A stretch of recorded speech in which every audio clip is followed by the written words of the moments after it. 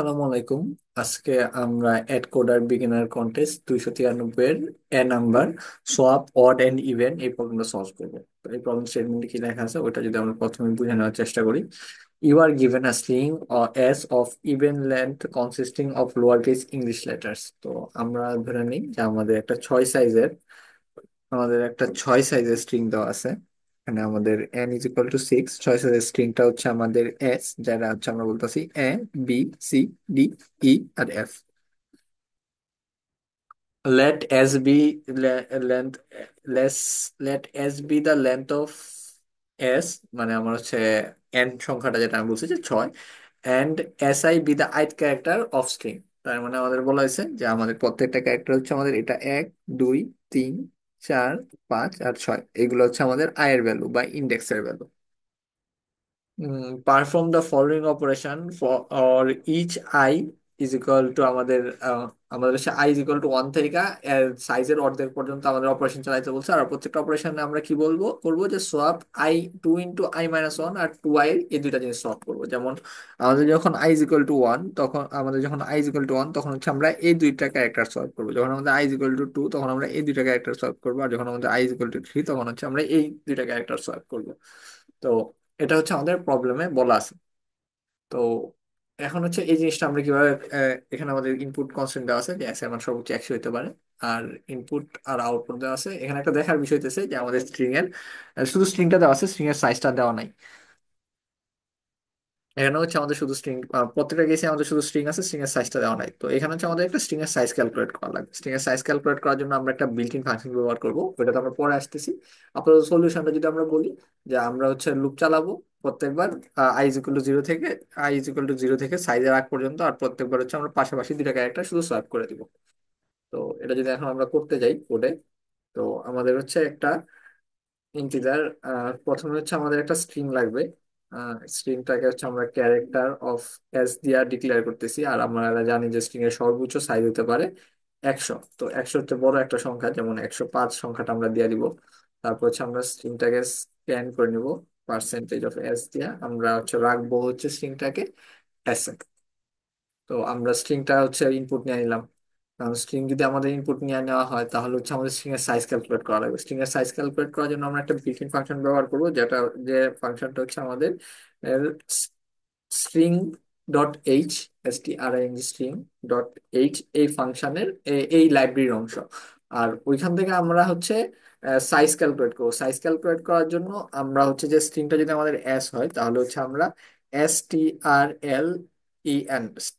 String lane string lane এটা দিয়ে যদি আমরা এস পাস করি তাহলে হচ্ছে এই জিনিসটা একটা ইন্টিজার রিটার্ন করে। আর ওই ইন্টিজার যে সংখ্যাটা পাই ওইটাকে আমরা বলতেছি যে স্ট্রিং এর সাইজ। তো ওইটাকে আমরা বলতেছি integer n = str len of s। তো এটা এই যে আমরা strlen অফ s, এই যে আমরা একটা ফাংশন কল করলাম, এটা হচ্ছে আমাদের এই লাইব্রেরি বিল্ডিং ফাংশন। এই লাইব্রেরি বিল্ডিং ফাংশন প্যারামিটার হিসেবে একটা স্ট্রিং ইনপুট নিতেছে। স্ট্রিং ইনপুট নিয়ে আমাদের হচ্ছে একটা ইন্টিজার আউটপুট দিতেছে। এখানে হচ্ছে আউটপুট দেওয়া হচ্ছে কয়টা ক্যারেক্টার আছে স্ট্রিংটাতে ওই জিনিসটা। তো আমরা যদি এখানে যাই যেমন হচ্ছে আমরা এই ABCDEF পর্যন্ত হচ্ছে আমরা যদি এই স্ট্রিংটা পাস করি তাহলে হচ্ছে আমরা এখানে আউটপুট হিসেবে 6 পাবো। 6 পাওয়ার পর আমরা কি করতেছি, আমরা পাশাপাশি দুইটা সংখ্যা নিতেছি, দুইটা সলভ করতেছি, তারপর পাশাপাশি দুইটা সংখ্যা নিতেছি, দুইটা সলভ করতেছি।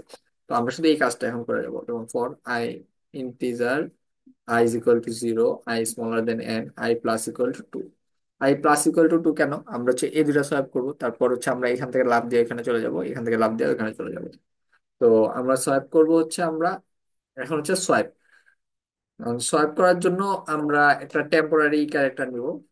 ক্যারেক্টার হচ্ছে টিএমপি, টেম্পোরারি ক্যারেক্টার নিব। টেম্পোরারি ক্যারেক্টারে হচ্ছে আমরা প্রথমে হচ্ছে এস অফ আই এই ক্যারেক্টারটা রাখবো। পরে হচ্ছে এস অফ আই ক্যারেক্টারে হচ্ছে s(i+1) এই ক্যারেক্টারটা কপি করে নিয়ে আসবো। তারপর s(i+1) এই ক্যারেক্টার হচ্ছে টেম্পোরারি ভ্যারিয়েবল রাখবো।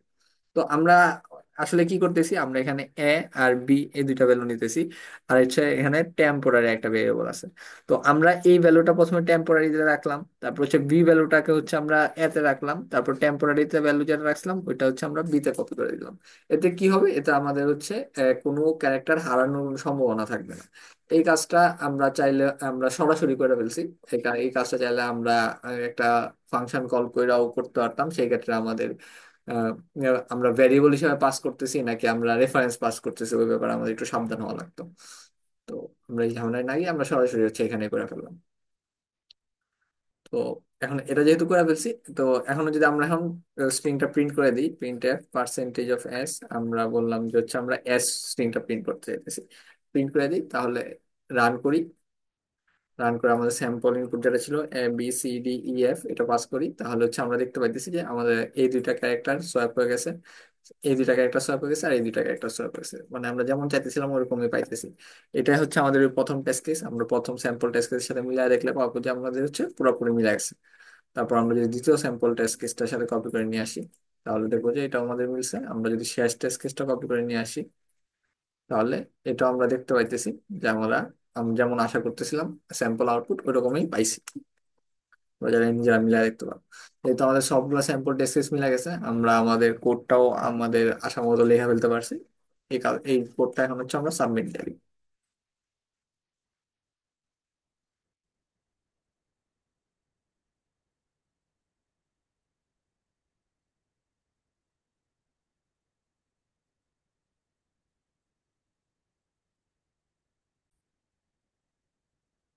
আমরা দেখতে পাচ্ছি যে এখানে আমরা অ্যাকসেপ্টেড ভার্ডিক্ট পাইছি। আশা করি তোমরা সবাই সলিউশনটা বুঝতে পারছো। সবাইকে এতক্ষণ মনোযোগ দেওয়ার জন্য ধন্যবাদ।